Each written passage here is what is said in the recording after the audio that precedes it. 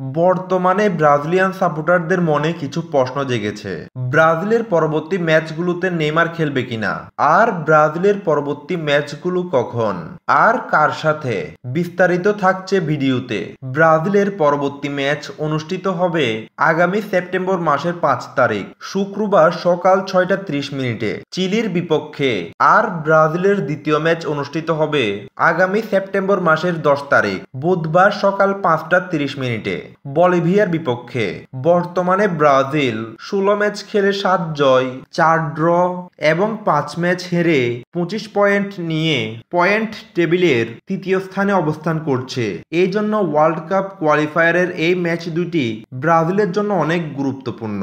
আর Brazil এই match দুটি জিতবে এটা আশা করা যায়, কারণ ব্রাজিলের বিপক্ষ দলগুলো এতটাও শক্তিশালী নয়। এখন আসা যাক মূল প্রশ্নে, ব্রাজিলের পরবর্তী ম্যাচ দুটিতে নেইমার খেলবেন কিনা। আমার মনে হয় খেলবেন, কারণ বর্তমান ব্রাজিল দলে যত বড় মাপের খেলোয়াড় থাকুক না কেন, তারা কেউই খেলার মধ্যে নেইমারের থেকে বেশি প্রভাব রাখতে পারেনি। এটা নেইমার ব্রাজিলের হয়ে খেলার মধ্যে বারবারই প্রমাণ দিয়েছে। সান্তোসের হয়ে লাস্ট 3 ম্যাচে ফুল টাইম মাঠে খেলেছেন নেইমার। যদি নতুন কোনো ইনজুরিতে না পড়ে, তাহলে ব্রাজিলের পরবর্তী ম্যাচ দুইটিতে খেলবেন নেইমার, এটা আপনি নিশ্চিত থাকতে পারেন।